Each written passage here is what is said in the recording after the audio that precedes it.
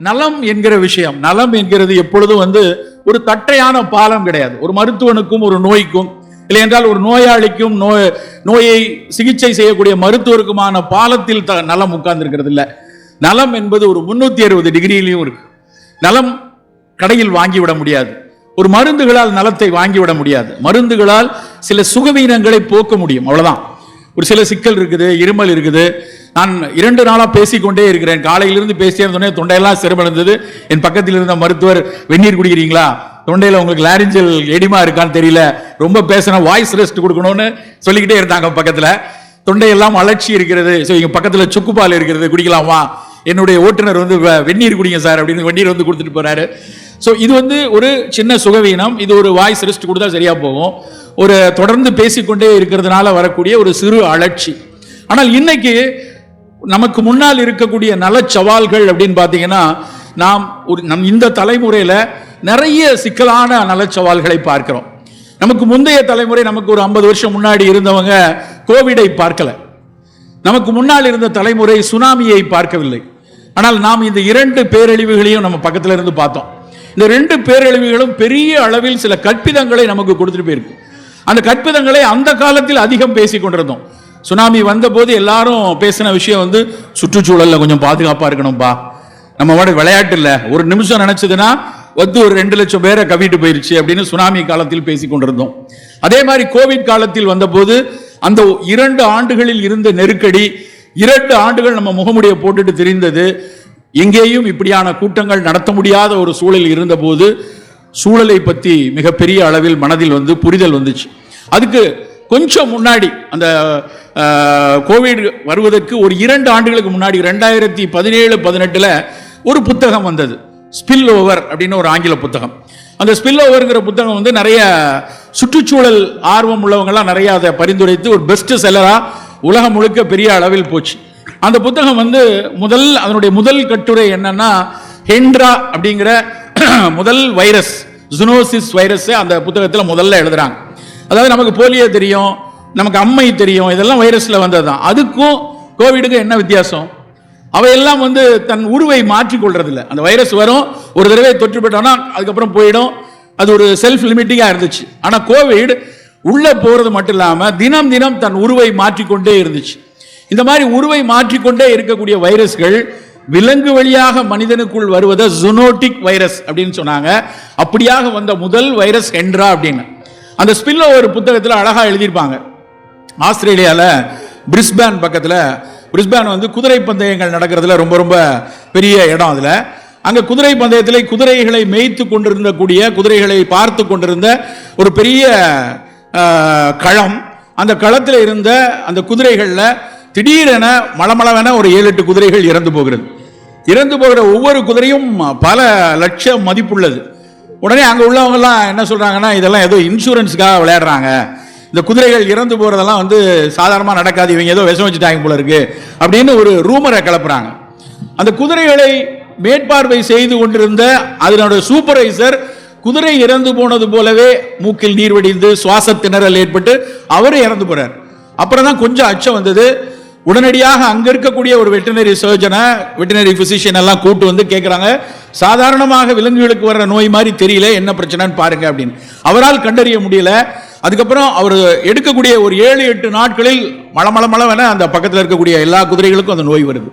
அப்பதான் ஒரு அச்சம் ஏற்பட்டு உலகம் முழுக்க இருக்கக்கூடிய பல WHO இருந்தெல்லாம் அறிஞர்கள் வராங்க.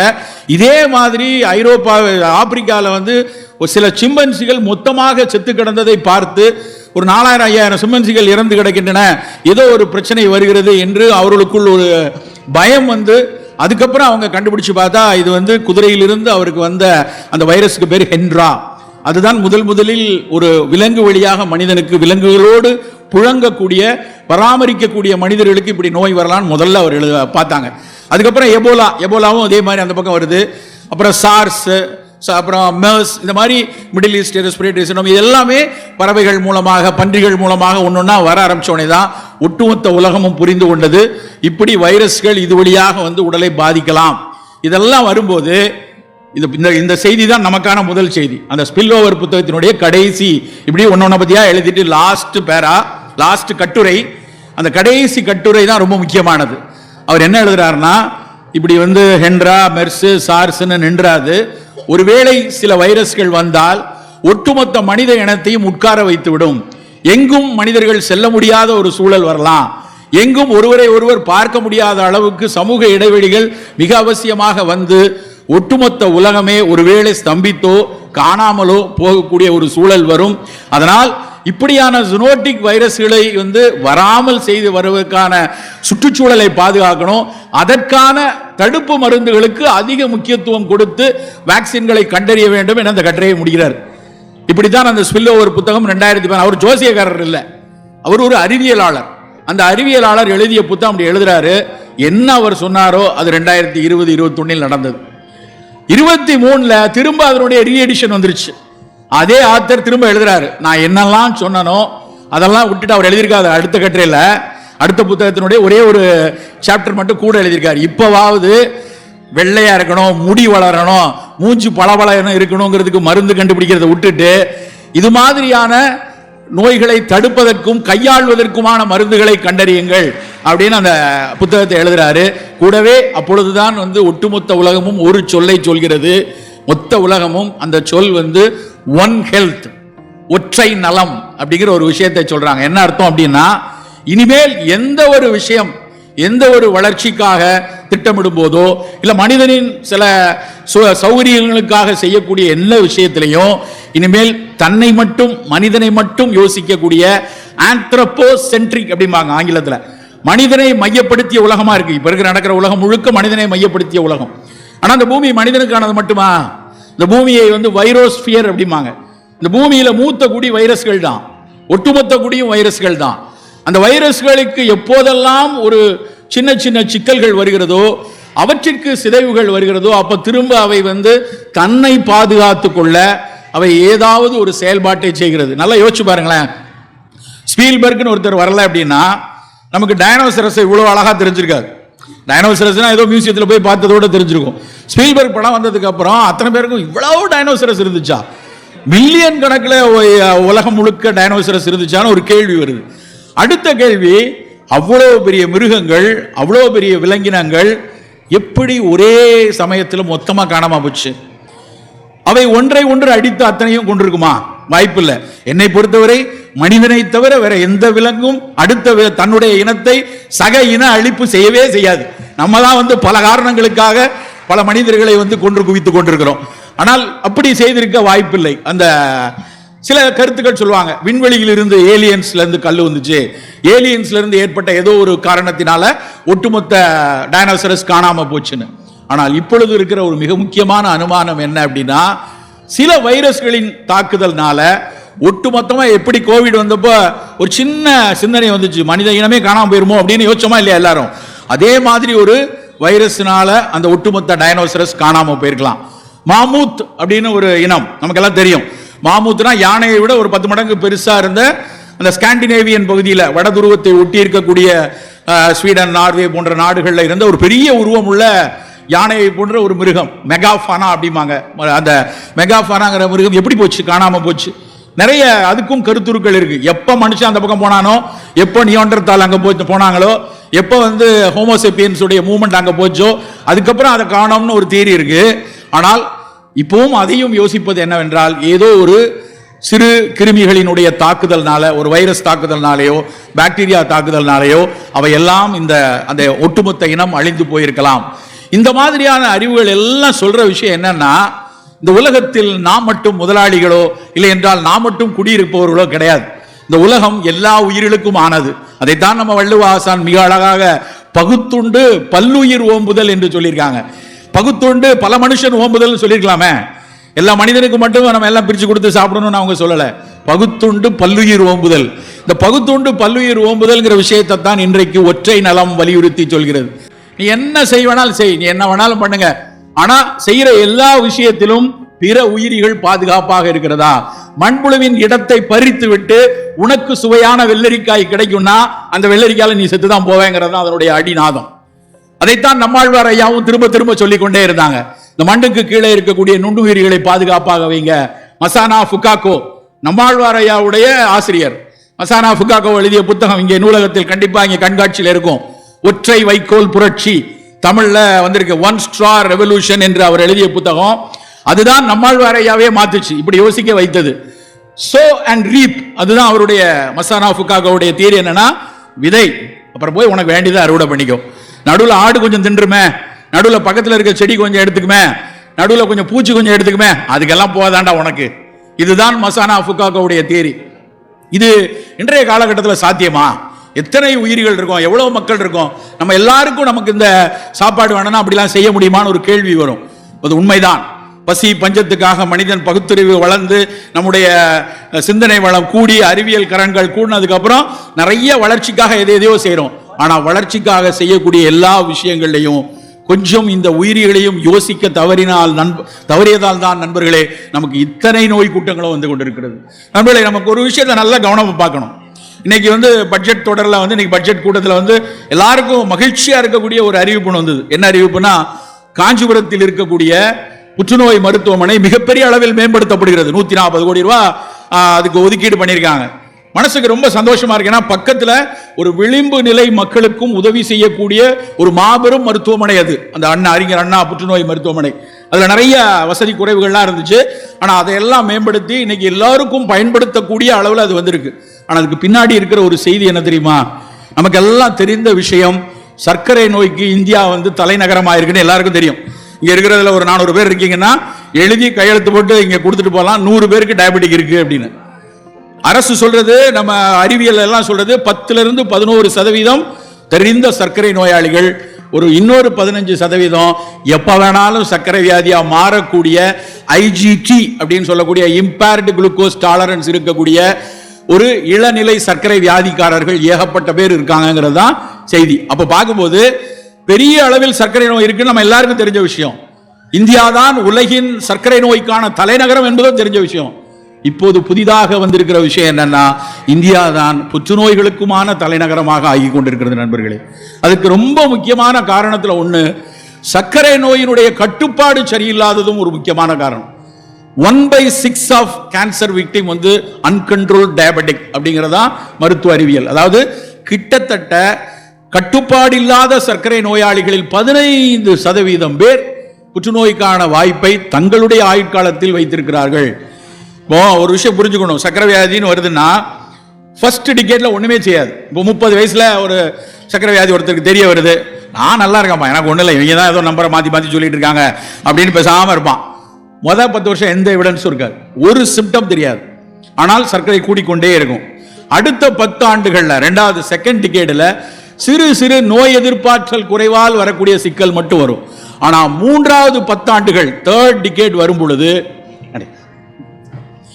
3வது 10 ஆண்டுகள் வரும் பொழுது சர்க்கரை வியாதியினால் வரக்கூடிய மாரடைப்பு, சர்க்கரை வியாதியினால் வரக்கூடிய பக்கவாதம், சர்க்கரை வியாதியினால் வரக்கூடிய புதிய புதிய புற்றுநோய்கள் பெரிய அளவில் வருவதற்கான சாத்தியங்கள் பெரிய அளவில் இருக்கிறது. நண்பர்களே, ரொம்ப ரொம்ப ரொம்ப கவனமாக இருக்க வேண்டிய இடம் சர்க்கரை வியாதி தான். நேற்றைக்கு கூட ஒரு மருத்துவ அறிஞர்களோடு சேர்ந்த விஷயத்துல தமிழகத்தில் மிக தலையாய செய்ய வேண்டிய மருத்துவ சவால்னா என்ன நினைக்கிறீங்கன்னு ஒரு கேள்வி கேட்டான். ரொம்ப ரொம்ப முக்கியம், இது ரொம்ப இம்பார்ட்டன்ட் அப்படின்னா என்ன செய்யணும் அப்படின்னு கேட்டா, எனக்கு ரொம்ப யோசிச்சு பார்த்தா உடனே தோன்றது, இந்த சர்க்கரை வியாதியினுடைய கட்டுப்பாட்டை மிக தீவிரமாக வலுப்படுத்த வேண்டும். சரி, எப்போ ஆரம்பிக்கிறது அதுக்கான செயல்பாட்டை? முன்னாடிலாம் சொல்லுவோம், சர்க்கரை வியாதினா நாங்கள் படிக்கிற காலத்தில் அதுக்கு பேர் ரிச் மேன் டிசீஸ், பணக்காரர்களுக்கான வியாதி. நாங்கள்லாம் ரொம்ப ஜாலியாக சொல்லுவோம், டேய் அதெல்லாம் வயிற்று பசி இருக்கவனுக்குலாம் வராதுரா, முட்டில் பசி இருக்கும்போது முந்திரி பருப்பை வறுத்து திம்மாம்பாரு, அவன் தாண்டா சர்க்கரை வியாதியில் போடுவான். நமக்கெல்லாம் நம்ம தினம் இப்படி உழைக்கிறோம், ஓடா இருக்கும், வேர்த்து வெளியில் நமக்குலாம் வராதுன்னு ராமச்சந்திரா மருத்துவக் கல்லூரியில் ஒரு 10 வருஷத்துக்கு முன்னாடி ஒரு ஆய்வு செய்தார்கள். அது கிட்டத்தட்ட 5000 பேருக்கு பர்சி ஸ்டடின்னு சொல்லுவாங்க, எபிடமாலஜிக்கல் ஸ்டடி. அந்த ஸ்டடி பண்ண போகிறோம். அப்போ பேராசிரியர் தனியாச்சலம் சொன்னார், அப்போதான் அவரோட பெரிய இதய நோய் சிகிச்சை நிபுணர், அவர் தான் அந்த ஒட்டுமொத்த ஆய்வை நடத்தினார். அவர் தான் முதலில் சொன்னார், வந்த அத்தனை 4000 பேர்ல பல பேர் ஏழைப்பாளைகள், பல பேர் தினசரி தொழிலாளிகள், பல பேர் உடல் உழைப்பை மட்டுமே வைத்து ஊதியம் பெறுபவர்கள், அவர்களையும் நிறைய பேருக்கு சர்க்கரை வியாதி இருக்கு அப்படின்னு. கிராமப்புறங்களில் இன்றைக்கு யோசிச்சு பாருங்க, எத்தனை கிராமத்தில் எவ்வளவு விவசாயிகள் சர்க்கரை வியாதியோடு இருக்காங்க. பெரிய அளவில் பெருகி கொண்டே இருக்கிறது. எங்கே துவங்க வேண்டும் இதற்கான கட்டுப்பாட்டை, எங்கிருந்து துவங்க வேண்டும், எப்படி துவங்க வேண்டும், இந்த கேள்வி எல்லோருக்குள்ளேயும் ஓடிக்கிட்டே இருக்கு. நான் டொரண்டோவில் கனடாவில் கடந்த ஆண்டுக்கு முந்தைய ஆண்டு 2023 world Congress, world NCD Congress நடந்துச்சு. உலகம் முழுக்க இருக்கக்கூடிய இந்த நான் கம்யூனிகபிள் டிசீஸ்ல மிகப்பெரிய அளவில் ஆய்வு செஞ்சு கொண்டிருக்கிற பல மருத்துவ அறிஞர்கள்லாம் சேர்ந்து நடத்தின கருத்தரங்கு. எனக்கும் அதுல ஒரு அரங்கு ஆயுஷ் துறைக்கென ஒதுக்கப்பட்டுச்சு. அதுல சித்த மருத்துவம் சார்பா பேசுவதற்காக நான் போயிருந்தேன். அத்தனை பேர் மெக்சிகோல இருந்து, சைனால இருந்து, ஆப்பிரிக்கன் கண்ட்ரில இருந்து, எல்லா இடத்துலையும் சுகர் பிரச்சனை, எல்லோரும் பேசுறாங்க. கடைசியாக நிறை உரை கடைசியா பேசுவாங்க இல்லையா, அந்த NCD வேர்ல்டு NCD காங்கிரஸோட பிரசிடென்ட் ஒரு லேடி, ஒரு அம்மா. அந்த அம்மா அவங்க அமெரிக்காவில் இருக்கக்கூடிய ஒரு பெரிய பேராசிரியை. அந்த அம்மா நிறை உரை ஆற்றுறாங்க. கடைசி ஸ்லைடு என்ன தெரியுமா? கடைசி ஸ்லைடு தான் நமக்கான முதல் செய்தி. அதுதான் அவங்க என்ன சொன்னாங்கன்னா, எல்லோரும் சொல்வது, படிப்பதற்கு சொல்வது போல அவர்கள் சொன்னது கேட்ச் தம் யங். சிறு வயதில் இருந்தே சர்க்கரைக்கான கட்டுப்பாட்டை உங்கள் குழந்தையிடம் விதையுங்கள்.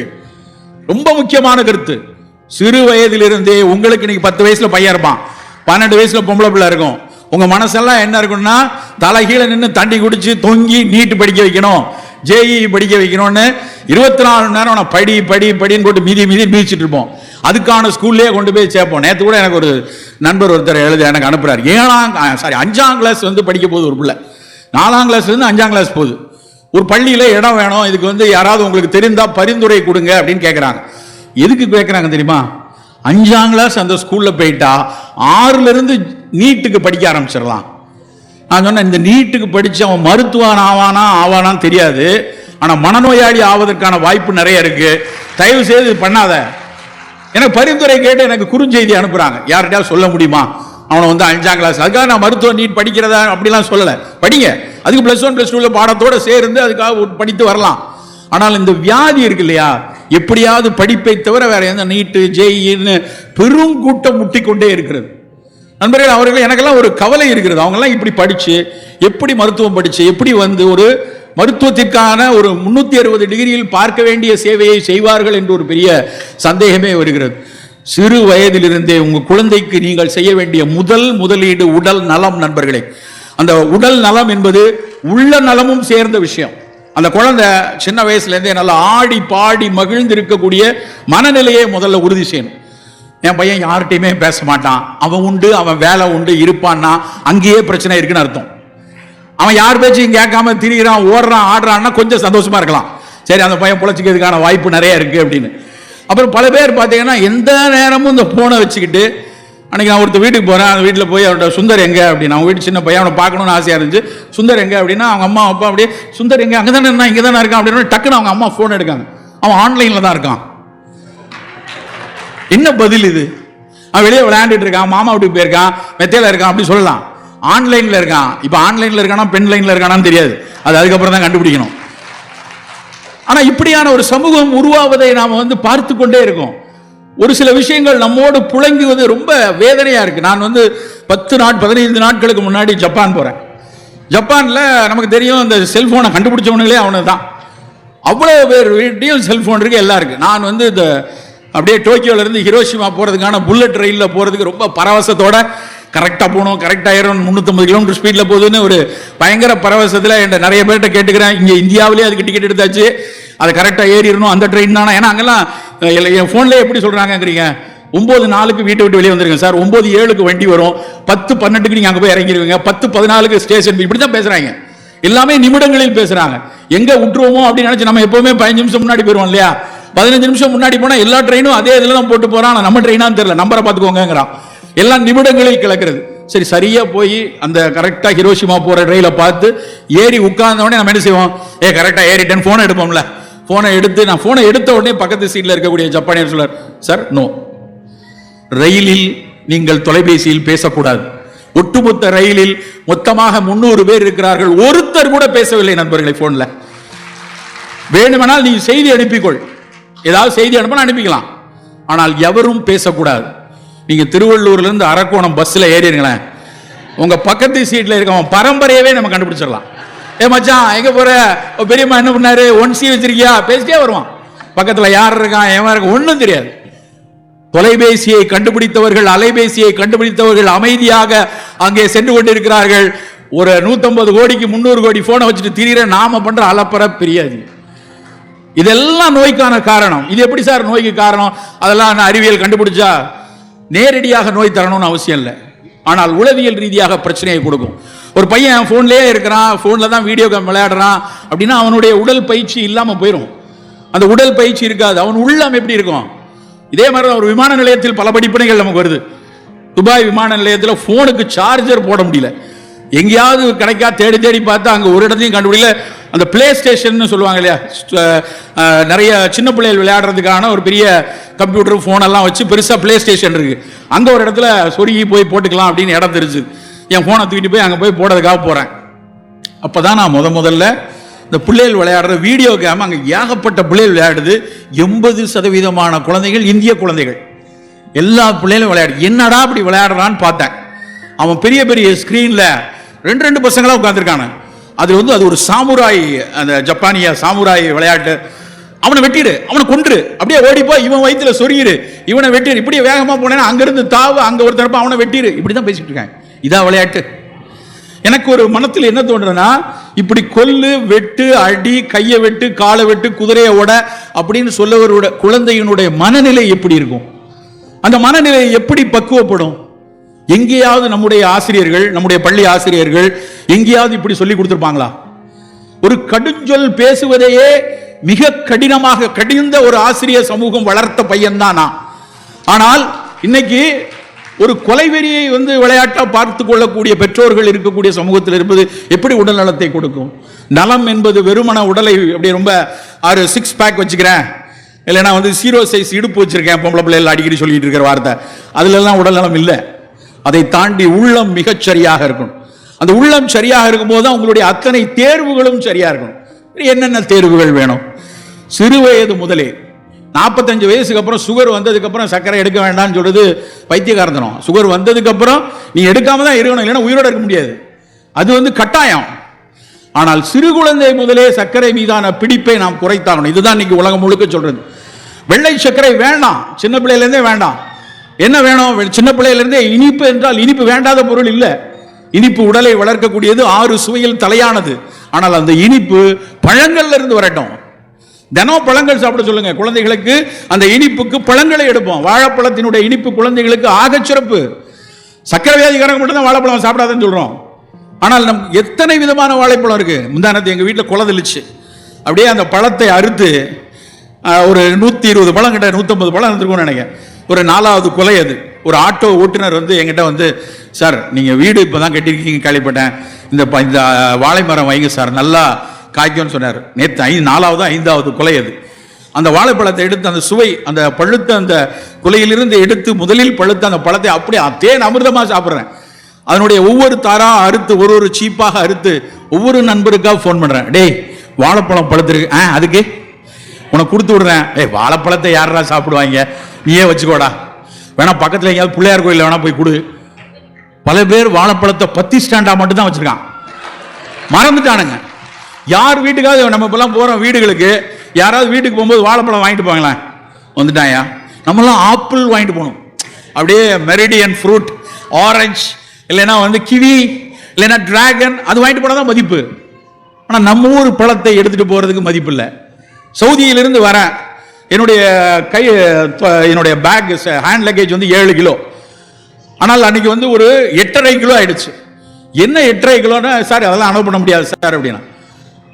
என்ன பண்ணான்னு எனக்கு தெரியல. அதுல 3 கிலோ பேரிச்சம்பழம் இருக்கு. அதை திறந்து அங்க ஆஜுவா அப்படின்னு இஸ்லாத்தில் கொண்டாடப்படக்கூடிய பேரிச்சை அது. அதை ஒரு நண்பர் சொன்னார் சொல்லி அதை வாங்கி வச்சிருக்கேன். நான் அப்புறம் அந்த பேரிச்சம்பழத்தை மட்டும் எடுத்து வழிய நம்பர்கிட்ட கொஞ்சம் கொடுத்துடலான்ட்டு அதை எடுக்கிறேன். அந்த விமான சிப்பந்தி சொல்கிறார், பேரீச்சை கொண்டு போகிறீங்களா, எடுத்துட்டு போங்க, எங்க ஊர் பழம். அவன் நாட்டு பழத்தை அவன் பெருமைப்படுகிறான். ஆனா நம்ம வாழைப்பழத்தை சிறுமையா யோசிக்கிறோம். கொய்யா பழத்துக்கு மேல எவ்வளவு நாளா ஒரு சிறுமை இருந்துச்சு, போனா கொய்யான் இருந்தானுங்க. ஆனா கொய்யாவை பற்றி national institute of nutrition doctor Gopal அவர் எழுதிய புத்தகத்தில் தான் முதல்ல படித்தேன். இருக்கிற பழங்கள்லயே ஆக சிறந்தது சிகப்பு கொய்யா. அந்த கொய்யாவினுடைய சிவப்பு கொய்யால அந்த கொய்யா பழத்தில் விட்டமின் சி இருக்கு, பி இருக்கு, ஃபைபர் இருக்கு. அதுல இருக்கக்கூடிய சிவப்பு நிறத்துக்குள்ள லைகோபீன் இருக்கு. லைகோபீன்ங்கிறது ஒரு மிகச்சிறந்த ஆன்டி ஆக்சிடென்ட். அப்ப நம்ம வீட்டு பிள்ளைகளுக்கு இனிப்பு வேண்டும் என்றால் பழங்களை கொடுக்க வேண்டும் நண்பர்களே. தினம் ஒரு பழம் சாப்பிடட்டும். காலையில கண்டிப்பா அது நேந்திரனா, செவ்வாழையா, ரஸ்தாலியா, கதலியா, மலை வாழைப்பழமா, சிறுமலை பழமா, நாட்டு பழமா, மோரிசா, எத்தனை பழம் இருக்கு வாழைப்பழத்துல. ஒரு பழத்துக்கு ஒரு மருத்துவ குணம் இருக்கு. செவ்வாழை சாப்பிட்டோம்னா நின்று கொண்டே பணியாற்றக்கூடிய ஆசிரியர்கள், நின்று கொண்டே பணியாற்றக்கூடிய காவலர்கள், அவங்களுக்கு குதிகாலில் ஒரு வலி வரும். அந்த குதிகால் வலிக்கு நவீன மருத்துவர்கள் கால்கேனியஸ் பர் இருக்கலாம், இந்த கால்கேனியஸ் போன்ல ஒரு முள்ளு மாதிரி ஃபார்ம் ஆயிருக்கலாம், இல்லைன்னா பிளான்டார் ஃபேசைட்டிஸ், அதுக்கு மேல இருக்க ஃபேசியா கொஞ்சம் இன்ஃப்ளேம் ஆயிருக்கும் அப்படின்னு சொல்லுவாங்க நவீன மருத்துவர்கள். அதுக்கு ஆகச் சிறந்தது செவ்வாழை. ஒல்லியா மெலிந்து இருக்கிறதா நேந்திரன் வாழை கொடுக்கலாம். மலச்சிக்கல் இருக்கிறதா எங்க ஊர் பக்கத்தில் திருநெல்வேலி, நான் சாரலாம் திருநெல்வேலிக்காரங்க, நாட்டுப்பழம்னு சொல்லுவோம். நாட்டுப்பழத்துடைய தொலியை உரிச்சோம்னா தொலி வந்துருச்சான்னு தெரியாது, அவ்வளவு நார் இருக்கும், நாரா இருக்கும். நாளைக்கு மாரி செல்வராஜ் சார் வராரு, வாழையை பத்தி நீங்க இன்னும் கொஞ்சம் கேட்கலாம். அந்த வாழை பழத்தை அவ்வளவு விரும்பி சாப்பிடுவோம். எங்க அப்பா எங்க தாத்தாலாம் சொல்லுவாரு, ஒழுங்கா வெளிக்கு போலேன்னா தினம் காலையில் அதை சாப்பிட்றா. சின்ன பிள்ளையில அப்பா அம்மாக்கள் மிக கவனமாக பார்க்கிற இடம், ஒழுங்கா கொல்லைக்கு போறானா, ஒழுங்கா வெளியே போறானா, எல்லா பிள்ளைகளையும் பார்ப்பார்கள். இப்ப பல பேர் வீட்டில் கேட்டா அவன் வரும்போது போய்க்குவான், எப்போ வரும் சார், அது 2 நாளைக்கு ஒரு எப்படி வந்துடும் சார், அது என்ன போஸ்டா, டிஹெச்எல் கொரியரா, தினம் கழிக்கணும்டா. மலம் என்பது தினம் கழித்து வெளியே தள்ளக்கூடிய ஒரு பொருள், அதனால தான் அதுக்கு பேர் காலை கடன். கடன் உள்ள வச்சா வட்டிக்கு மேல வட்டி வரும். பல பிள்ளைகள், சிறு பிள்ளைகள் காலையில் மலம் கழிக்கிறதுல. வாழைப்பழம் கொடுங்க, காலையில் வாழைப்பழம் சாப்பிட்டாலே போதும். நிறைய பேர் ராத்திரியில சாப்பிடணும்னு நினைக்கிறாங்க, அப்படிலாம் இல்லை. காலையில் வாழைப்பழத்தை முதல் உணவா எடுத்துக்கொள்ளுங்கள், தினம் மலம் நல்லா கழியக்கூடிய தன்மை இருக்கும். ஸோ இனிப்பு என்றால் பழங்களை சிறு வயதில் இருந்து கொடுங்க. மற்ற 6 சுவைகளும் இருக்கணும். எல்லா சுவைகளும் நல்லதுதான். கசப்பு, துவர்ப்பு, புளிப்பு, உப்பு, கார்ப்பு, 6 சுவை இருக்கணும். இந்த 6 சுவைங்கிறது வெறும் நாக்குல தெரிகிற ஒரு உணவை எடுக்கணுமா வேணுமான்னு சொல்லக்கூடிய வெறும் இண்டிகேட்டர் இல்லை. அந்த சுவை, ஒவ்வொரு சுவைக்கு பின்னாடியும் மருத்துவ குணம் இருக்கிறது நண்பர்களே. அசிடிட்டி இருக்கு, புளிப்பு இருக்கு அப்படின்னா அந்த புளிப்புக்கு பின்னாடி சிட்ரிக் ஆசிட் இருக்கலாம், ஆக்சாலிக் ஆசிட் இருக்கலாம், டாட்டாரிக் ஆசிட் இருக்கலாம், ஹைட்ராக்சி சிட்ரிக் ஆசிட் இருக்கலாம். இந்த ஒரு அமிலங்களும் தான் உள்ள போய் பல நொதிகளை உள்ளே உட்கிரகிப்பதற்கு வேலை செய்யும். ஸோ ஒவ்வொரு நாளும் ஒரு விதமான புளிப்பில் நம்ம எடுத்துக்கலாம். தினமும் புளியை கரைக்கணும் அவசியம் இல்லை. ஒரு நாள் தக்காளி பழத்தில் சாப்பிடுங்க, ஒரு நாள் எலுமிச்சம் பழத்தில் சாப்பிடுங்க. அப்படி புளி, வேறுபட்ட புளி, குடம்புளின்னு ஒன்று இருக்கு, எத்தனை பேருக்கு தெரியும் தெரியல. குடம்புளிங்கிறது மீனை சமைக்கிறதுக்கு கேரளத்தில் பயன்படுத்துவாங்க. இங்க கொங்கன் ஏரியா இருக்கு இல்லையா, மலபார் கொங்கன் ஏரியா, அங்கெல்லாம் அந்த குடம்புளி பயன்படுத்துவாங்க. குடம்புளியில் இருக்கிறது ஹைட்ராக்சி சிட்ரிக் ஆசிட். ரொம்ப முக்கியமான விஷயம் என்னன்னா, அது ஒண்ணுதான் கொழுப்பை கரைக்கக்கூடியது. ஃபேட் பர்னர்ங்கிறான். அடிப்போஸ்ல ஃபேட் இருந்தாலும் சரி, உடம்புல இருக்க கொழுப்பை கரைக்கக்கூடியது அந்த குடம்புளி, அதை பயன்படுத்தணும். அப்போ சிறு வயதிலிருந்தே எடுக்கக்கூடிய முனைப்புல முதல் விஷயம் இனிப்பை நேரடி வெள்ளை சர்க்கரை இல்லாம பழங்களிலிருந்து எடுத்துக்கொள்வோம். அதுக்கு மேலே வேணும்னா கொஞ்சம் நாட்டு சர்க்கரை, கொஞ்சம் போல கரும்பு வெல்லம், கொஞ்சம் போல பனங்கருப்பட்டி, கொஞ்சம் தேன் பயன்படுத்திக் கொள்ளலாம் குழந்தைகளை பொறுத்த வரைக்கும். உப்பு, இந்த உலகத்துல நம்ம யார் சொன்னான்னு தெரியல, உப்பில்லா பண்டம் குப்பையிலேன்னாங்க. அந்த பொருள் நல்லா தெரிஞ்சுக்கணும். உப்பில்லா பண்டம் குப்பையிலேன்னா அதுக்கு எல்லா பண்டத்திலையும் உப்பு போடு, இல்லைன்னா குப்பையில போடுன்னு அர்த்தம் கிடையாது. உப்பு போடலைன்னா சில காலம் கழித்து அது கெட்டு போய்விடும். கெட்டு போனா அதை நீ குப்பையில தான் போடணும். அப்ப எந்த பொருளை நீ சேமித்து வைக்கணுமோ அந்த பொருளுக்கு நீ உப்பு போட்டுக்கோன்னு அர்த்தம். அதுக்காக எல்லாத்துலயும் உப்பு போட்டு நிலைமை என்ன தெரியுமா? இன்னைக்கு உலக சுகாதார நிறுவனம் ஒரு நாளைக்கு 4 கிராம் தான் உப்பு சாப்பிட சொல்லியிருக்கு. ஒரு நாளைக்கு 4 கிராம். நம்ம எல்லாரும் எவ்வளவு சாப்பிடுறோம் தெரியுமா? ஒரு நாளைக்கு குறைந்த அளவு 8 கிராம் சாப்பிடுறோம், டபுள் மடங்கு. அதுக்கு வேற தெரியாம கொஞ்சம் உப்பு குறைஞ்சனா வீட்டம்மா அப்படி முறைக்கிறது, அப்படியே உப்பு சொரணை இல்லாதவன் ஆக்கிறேன் நினைச்சியா அப்படின்னு சண்டை போடுறது. ஊறுகாய் இல்லாம நான்லாம் மோர் சோறு சாப்பிட மாட்டேன் சார், அது சில குரூப்பு. தயவு செய்து உப்பை தயவு செய்து குறையுங்கள். ஊறுகாய் எல்லாம் வேண்டாம், தொக்கு எல்லாம் வேண்டாம். வெளிநாடுகள் என்ன பிரச்சனைனா, இங்க இருந்து அத்தனை ஸ்வீட் ஸ்டால்லையும் விற்கிறாங்க இல்லையா, அதுல இருக்கக்கூடிய தொக்க பாட்டிலா வாங்கி அடுக்கி வச்சிருக்காங்க. இங்க இருந்து இந்த பிள்ளை பார்க்கறதுக்காக போறாங்களா அப்பா அம்மாக்கள், பிள்ளைய வளர்க்கறது, குண்டிகளை விடுறதுக்கு, தூக்குறது, தடக்கிறதுன்னு தூக்கிட்டு போற அத்தனை அப்பா அம்மாவும் சட்டியாக தூக்கிட்டு போற விஷயம் தொக்கு ஊறுகாய். 6 மாசத்துக்கு வேணுங்க. 6 மாசம் நான் இருக்க போறேன், விசா அதோட முடியும். அது வரைக்கும் ஒரு 15 பாட்டில் ஏத்தாப்புல கடையில் போய் வாங்கிட்டு போயிடுவாங்க. அதை வாங்கி கொண்டு போய் வச்சு அதை போட்டு சோத்துல போட்டு சாப்பிட்றது. நம்மளே நமக்கு உப்பு வேண்டாம், உப்பு குறைத்தாகணும். இனிப்பையும் உப்பையும் குறைக்கணும், கசப்பையும் துவர்ப்பையும் கூட்டணும். சிறு வயதிலிருந்தே எந்த பொருள் கசப்பா இருக்கோ, எந்த பொருள் துவர்ப்பா இருக்கோ, அது மருத்துவ குணம் உடையது. உலகமே ஊரே கொண்டாடியது நிலவேம்பு கஷாயம். ஏன் நிலவேம்பு ஏன் அவ்வளவு கொண்டாடப்பட்டுச்சு? நிலவேம்பு ஏன் பல நோய்களுக்கு நமக்கு பணிபுரியுது? அதனுடைய கசப்பு அடிப்படையில் அதில் இருக்கக்கூடிய கடும் கசப்பு. அன்னைக்கு ஒரு சின்ன குட்டி பிள்ளை சொல்லிச்சு, அதுக்கு நிலவேம்பு கஷாயம் கொடுத்தா அது அழகா சொல்லிச்சு. எனக்கு அது கவிதை மாதிரி இருந்துச்சு. சார் இதுதான் சார் கடைசி கசப்பு அப்படின்னு. கடைசி கசப்பு, அது சொன்ன வார்த்தை எனக்கு வந்து ஒரு கவித்துவமாக பட்டுச்சு. ஆமா, கடைசி கசப்பு, அதுக்கு மேல கசப்பே இல்லை, அவ்வளவு கசப்பு அது. ஆனால் அவ்வளவு கசப்பு இருக்கிற பொருள்ல தான் ஆண்ட்ரோகிராஃபிஸ் பானிகுலேட்டா, அந்த ஆண்ட்ரோகிராஃபின், பானிகுலேட் ஏ, பானிகுலேட் பி, இது எல்லா ஆல்கலைடும் தான் வைரோஸ்டாட்டிக்கா இருக்கு, இம்யூன் என்ஹான்ஸ்மெண்ட் கொடுக்குது, காக்ஸ் 2 பிளாக்கரா இருக்கு, ஹெப்படோடாக்சிட்டி வராம இருக்கு. எத்தனை ஆய்வுகள் இன்றைக்கு கண்டுபிடிச்சிருக்காங்க, உலகமே இன்னைக்கு கொண்டாடுது நிலவேம்ப. அப்படியான ஒரு அறிவியல் கொண்டு அந்த கசப்புல தான். அதுக்காக தினம் நிலவேம்பு கசாயம் குடிச்சிருக்க முடியாது. நார்மலா இருக்கிறவங்க கசப்பு பொருள், நல்லா பாவக்காய் சாப்பிடுங்க, கோவக்காய் சாப்பிடுங்க, வெந்தய பொடி சாப்பிடுங்க. எது கசப்பாக இருக்கிற சுவை இருக்கிறதோ அதை கசப்பாகவே சாப்பிடணும். பாவக்காய் சில பேர் செய்யறாங்க வீட்டில். எங்க வீட்டில் பாவக்காய் எப்படி இருக்கும் தெரியுமா, செமையா பண்ணி அப்படியே அல்வா மாதிரி பண்ணிடுவோம்பாங்க. நிறைய வெல்லத்தை போட்டு எண்ணெயில வதக்குன்னு வதக்கி அப்படி தேனா ஆக்கிடுவேன். அதை கொண்டு போய் தெருவில் தான் போடணும். பாவக்காய் கசப்பா தான் இருக்கணும். அந்த கசப்பு தன்மையை மாற்றுவதற்காக நீங்கள் எண்ணெயில் வதக்குனா பாவக்காய் மட்டும் சாகாது, பாவக்காய் மட்டும் சாகாது, மற்ற நீங்க யோசிச்சுக்கோங்க. அதுக்கப்புறம் அதுல கொண்டு போய் வெல்லத்தை போடுறேன், அதை போடுறேன், அந்த மாஸ்கிங் எல்லாம் மருந்துல பண்ணிக்குவோம். நாங்க மருந்துக்கு சில டானிக்ல வந்து சுகர் பேஸ் இருக்கும், அதுலேயே வந்து சார்பிட்டால் தான் சேர்ப்பாங்க, சக்கரை மாதிரி இனிப்பு சுவை உள்ள. அது மருந்தை உள்ள கொடுக்கறதுக்கு ட்ரக் மாஸ்கிங்னு பேரு. மருந்து போயிடணும். நாங்க சித்த மருத்துவத்தில் தேனில் குழைச்சி கொடுப்போம். தேனில் குழைச்சா கொஞ்சம் அந்த கசப்பு தன்மை போய் நாக்கில் தடவிக்கிறதுக்கு வாய்ப்பா இருக்கும். அதற்கு இனிப்பை பயன்படுத்திக்கலாம். பாவக்கால தயவு செய்து வெல்லம் போடாதீங்க, சக்கரை போடாதீங்க. கசப்பு துவர்ப்பு, அதே மாதிரி வாழைப்பூ, வாழைத்தண்டு, இந்த துவர்ப்பு சுவை உள்ள எல்லாமே நம்ம உடல்ல இருக்கக்கூடிய கெட்ட திசுக்களை எல்லாம் சுருக்கக்கூடியது. துவர்த்தல் தமிழாசிரியர்களுக்கு தெரியும். துவர்த்தல் அப்படின்னா உலர்தல், ட்ரை ஆகும். அதனாலதான் புளி துவர் விஞ்சிக்கின் வாதம்னா, ஏற்கனவே முட்டு வலி இருக்கு, முட்டு அப்படியே சாஞ்சு போய் இருக்கு, 2 முட்டுக்கு உள்ள இடைவெளி குறைந்து இருக்கிறது, உள்ள இருக்கிற சைனோவியல் மெம்பரேன் ட்ரையா இருக்கு, டிஸ்க் எல்லாம் ட்ரையா இருக்கு அப்படின்னா நாங்க துவர்ப்பு எடுக்காதேமோ. ஏன்னா அந்த துவர்ப்பு கூட கொஞ்சம் ட்ரை ஆக்கிறோம். ஸோ சுவைகளை நம்ம சிறு வயதிலிருந்தே பழக்கணும். கசப்பும் துவர்ப்பும் கூட்டுங்க, இனிப்பையும் உப்பையும் குறைத்துக் கொள்ளுங்கள். புளிப்பும் காரமும், புளிப்பில் பல வகை அமிலங்களை, எல்லா எலுமிச்சை, தக்காளி பழம் எல்லாத்தையும் குறைவா பயன்படுத்திக் கொள்ளுங்க. காரம் எங்கெல்லாம் தேவையோ அங்கே மிளகு பிரதானமாக இருக்கட்டும்.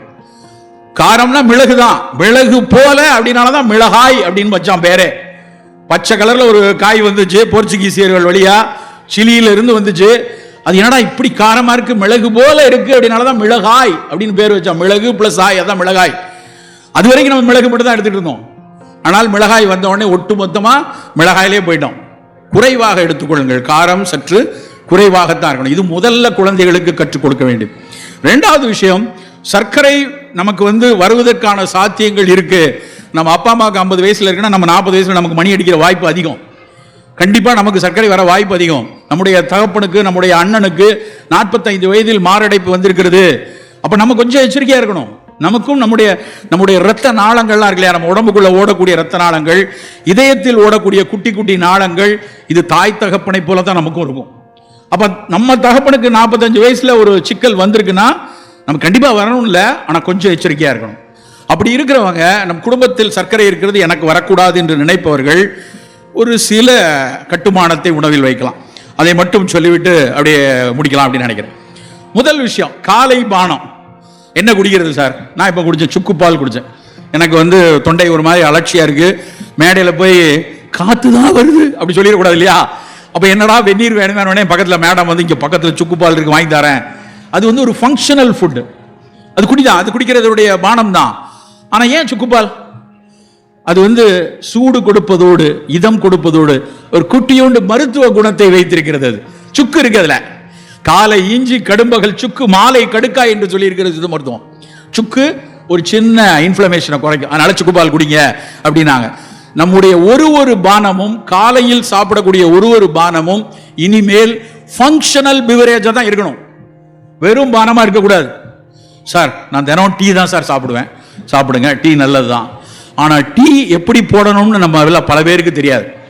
என்ன சார் டீ போட்ட நாடு இது, டீ போட்டவர் பிரதமராகவே ஆயிட்டாரு, அப்படி இருக்கும்போது டீயே போட தெரியாதுன்னு சொல்றீங்களே அப்படின்னு உங்களுக்கு சில பேர் கேள்வி வரும். ஆமா, உண்மையிலேயே நமக்கு டீ போடுறது. நான் இப்போ ஜப்பான் போயிருந்தப்ப ஒரு என் பக்கத்தில் ஒருத்தங்க என்னுடைய நண்பர் வந்தார். அப்போ வந்து சார் ஏதாவது டீ குடிக்கிறீங்களா அப்படின்னு நேராக போய் வெண்டிங் மிஷினில் டக்குன்னு பட்டணம் தட்டி 100 yen நம்ம ஊர் காசுக்கு 50 ரூபா, 50 ரூபாய்க்கு டபக்குன்னு ஒரு பாட்டில். நமக்கு வெண்டிங் மிஷினில் வந்தாலே அதுக்கு மேலே எனக்கு ஒரு சின்ன அச்சம் உண்டு. அது நல்லது இல்லை, வேணாம், குப்பையை தான் அங்கே வச்சிருப்பானுங்க. ஆனால் அவர் எடுத்தா கொதிக்கிற மாதிரி டீ வருது. வெண்டிங் மிஷினில் பாட்டிலில் சூடாக வருமா அப்படின்னு எனக்கு அன்னைக்கு தான் தெரியும். நான் இங்கே வந்து ஒரு மிகப்பெரிய ஆள்கிட்ட ஒருத்தர் கேட்டேன், சார் இந்த வெண்டிங் மிஷினில் சூடாகவும் வரலாமா, எடுத்து வைக்கலாமா? ஏங்க குளிராக வருதுன்னா சூடாக கொடுக்க முடியாதா? அதெல்லாம் முடியும் அப்படின்னாரு.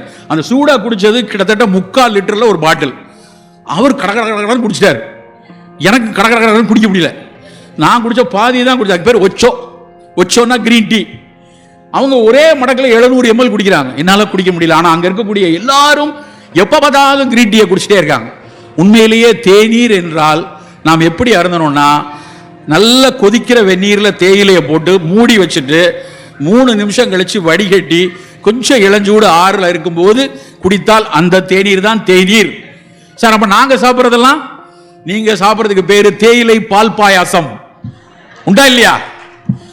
அவன் கூடுறத பார்த்தா, டீ போடுறத பார்த்தா, பால்ல சர்க்கரையை போட்டு தேயிலையை போட்டு விட்டா அந்த குலோப் ஜாமுனுக்கு இப்ப அந்த இது காய்ச்சி வாங்கிக்கலாம், அது என்னது ஜீரா காய்ச்சி அதுல கூட போட்டுருவாங்களான்னு தெரியல. எங்க வீட்டு டீ அப்படி தேனா இருக்கும், பால்லே இருக்கும். தயவு செய்து அதுக்கு பேர் அது தேயிலையும் சேர்த்து கொள்ற விஷயம். தேயிலையுடைய பயன் சுத்தமா இருக்காது. இப்போ ஒருத்தர் ரொம்ப வயசான ஒருத்தர் 95 வயசுல அப்போவா இருக்காருன்னு வைங்க. அவர் வந்து போனோடனே எல்லாரும் கூப்பிடுவாங்க, பேரம்பேத்திலாம் வந்துருங்கப்பா, வந்து வாயில ஒரு சொட்டு பால் விடுங்க. பால் விட்ட உடனே தாத்தா மூச்சு நின்றும். பாரு, தாத்தா வந்து பேரன் பால் ஊத்துறோன்னு தான் காத்துக்கிட்டு இருந்தார். உண்மை என்ன தெரியுமா? இவன் பால் ஊத்தி அந்த தாத்தாவை கொண்டிருப்பான். ஏன்னா அவரால் முழுங்க முடியாது. மருத்துவருக்கு தெரியும் அது அஸ்பீஷியல் டெத்து. நேரா நுரையீரலுக்குள்ள போய் அவருக்கு அப்படி நின்றுடும். ஆனா எல்லாருக்கும் ஒரு திருப்தி, பேரன் வந்து அனுப்பிச்சு வச்சுட்டான் அப்படின்னு. உண்மையிலே இவனை தூக்கி உள்ளதான் வைக்கணும். ஆனா தெரியாது, பாலை ஊத்துனா எப்படி தாத்தா செத்து போவாரோ அத மாதிரி தேயிலை டீல நீங்க பாலை ஊத்துனீங்கன்னா தேயிலை செத்து போயிடும். வெளிநாடுகளுக்கு போகும்போது இந்த விமான சிப்பந்திகள் போகும்போது தேயிலை கொடுத்துட்டே வருவாங்க. நம்ம மூஞ்ச பார்த்து நம்ம தொப்பையை பார்த்தவனே மட்டும் பால் சார், சக்கரை வேணுமா சார், மற்றவனெல்லாம் வெறும் டீ தான் குடிப்பான். ஆனா நாம மட்டும் பால் ஊற்றி சாப்பிடுவோம். நண்பர்களே, தேநீராக இனிமேல் அருந்துவோம். காலையில நீங்க குடிக்கீங்களா, தேநீர் நல்லது, ஆகச்சிறந்த பானம். நிறைய ஃபீனாலிக் காம்பவுண்ட் இருக்கு. பிளாக் டீயா குடிங்க, கிரீன் டீயா குடிங்க, இல்ல லவங்க போட்டு குடிங்க, எலுமிச்சம்பழம் போட்டு குடிங்க, செம்பருத்தி பூ போட்டு குடிங்க, வெறும் ஆவாரை தேநீர் குடிங்க. ஆவாரை பூத்திருக்க சாவாரை கண்டதுண்டோன்னு சித்த மருத்துவம் சொல்லியிருக்கு. ஆவிரை கொன்றை நாவல் அலைகடல் முத்தம் கோஷ்டம் மேவிய மருத தோலும் மிருதிட ரொக்க கொண்டு காவிரி நீரும் மற்றும் கடல் நீரும் மற்றும் தானே. இது பாடல், சித்த மருத்துவ பாடல். 7 மூலிகைகள், ஆவாரை கொன்றை நாவல் அலைகடல்னா கடல் எழில் கோஷ்டம் முத்தக்காசு, இவையெல்லாம் சேர்ந்த கஷாயத்தை குடிச்சா காவிரி நீரும் வத்தும் கடல் நீரும் வத்தும்னு பரிபாஷையில் ஒரு பாட்டு. அது என்ன அர்த்தம்னா, காவிரி நீர் இனிப்பா இருக்கும். உன்னுடைய யூரின் இனிப்பா இருந்ததுன்னா யூரின்ல நிறைய குளுக்கோஸ் வெளியே போதும், சக்கரை கட்டுப்பாட்டில் இல்லைன்னு அர்த்தம். அதுவும் சரியாகும். நிறைய உப்பா இருக்கு அப்படின்னா ஒருவேளை புரதம் கழிந்து போகலாம், உன்னுடைய சக்கரை கொஞ்சம் முத்தி போய் சிறுநீரகம் பாதிக்கப்படுதுன்னு அர்த்தம். 2க்கும் ஆவாரை கஷாயம் நல்லதுன்னு சொல்லியிருக்காங்க. பல ஆய்வுகள் நடந்து விட்டன நண்பர்களே. நேஷனல் இன்ஸ்டியூட் ஆஃப் சித்தால, இன்ஸ்டியூட் ஆஃப் பேசிக் மெடிக்கல் சயின்ஸ்ல, எம்ஜிஆர் மருத்துவ பல்கலைக்கழகம், அத்தனை பேரும் இந்த கஷாயத்தை ஆய்ந்து அறிந்து எப்படி அது சர்க்கரை நோயாளிகளுக்கு ஈரலில் இருந்து சர்க்கரையை செல்லுக்குள் தள்ளக்கூடிய நொதிகளை கொடுக்கின்றன என அவங்க ஆய்ந்து அறிந்து சொல்லியிருக்காங்க. அவங்க அவ்வளவு ஆராய்ச்சி சொல்லியிருக்காங்க. அன்னைக்கு பாடல் இப்படி இருக்கு, நாம ஏன் ஒரு நாள் வாரத்துக்கு 2 நாள் ஆவாரை கஷாயம் குடிக்கக்கூடாது? நெல்லிக்காய் டீ ஒரு தடவை நாளை காலையில் போய் குடிச்சு பாருங்க. வெறும் நெல்லிக்காய் பொடிய அந்த டிகாஷன்ல பொடியை, வெறும் காபி தூளுக்கு பதிலாக நெல்லிக்காய் பொடியை போட்டு வெந்நீரை போட்டு அந்த கஷாயத்தை இறக்கி 4 சொட்டு தேன் விட்டு குடித்து பாருங்கள். எவ்வளவு சுவையாக இருக்கும்னு குடித்தாதான் தெரியும். நெல்லிக்காய் தேநீர் அவ்வளவு நல்லது. இருக்கிற பழங்களே ஆகச்சிறந்த பழம் நெல்லிக்காய். நம்மெல்லாம் கொண்டாடணும் நெல்லிக்காய. நீங்க நெல்லிக்காயினுடைய ஒரு கூறா படிச்சு பார்த்தோம்னா உலகத்தில் பல நேரங்களில் கோபம் கூட வரும். நான் வந்து ஒரு நாள் திருநெல்வேலியில் வாசுதேவநல்லூர்ல போயிட்டு நான் வண்டியில் நானும் என் மனைவியும் போயிட்டு இருக்கோம். போகும்போது ஒரு பக்கத்தில் ஒரு தோட்டத்தில் அப்படி நெல்லிக்காய் கொத்து கொத்தா காய்ச்சிருக்கு. அதை பார்த்தோடனே வண்டியை நிறுத்தி தோட்டக்காரர்கிட்ட கேட்டு அந்த நெல்லிக்காய் கொஞ்சம் வாங்குவோமான்னு நிப்பாட்டிட்டு இறங்கி போறேன். தோட்டக்காரர் மட்டும் தனியாக இருக்கார். கிட்டத்தட்ட 100கணக்கான மரம், நெல்லிக்காய் மரம் எப்படி கொத்து கொத்தா காய்ச்சிருக்கு உங்களுக்கு தெரியும் இல்லையா? மரமே வந்து காயாத்தான் இருக்கும், அவ்வளவு காய்ச்சிருக்கு. நான் போய் அந்த தோட்டக்காரர்கிட்ட, சார் கொஞ்சம் நெல்லிக்காய் வாங்கணும்னு நினைக்கிறேன், நான் சென்னையில் இருக்கேன் சார், பார்த்தா அழகா இருக்கு, கொஞ்சம் நெல்லிக்காய் வாங்கிக்கலாமான்னு கேட்டவனே அவர் என்ன பதில் சொன்னார் தெரியுமா? எவ்வளவு வேணுமா போய் எடுத்துவையா, யாரும் பறிக்க ஆள் இல்லை. உண்மையிலே எனக்கு வேதனையாக இருந்தது. அதெல்லாம் கொடுக்க முடியாதுன்னு சொல்லியிருந்தாருன்னா சந்தோஷப்பட்டிருப்பேன். இது ரொம்ப விலை, 100 ரூபாய் 200 ரூபாய் அப்படின்னு சொல்லியிருந்தா சந்தோஷப்படுவேன். அவர் சொல்றாரு 5 ரூபாய்க்கு வாங்குறதுக்கு ஆள் இல்லை, கிலோ 5 ரூபாய்க்கு வாங்க ஆள் இல்லை, காய்த்து கொட்டி கிடக்குது.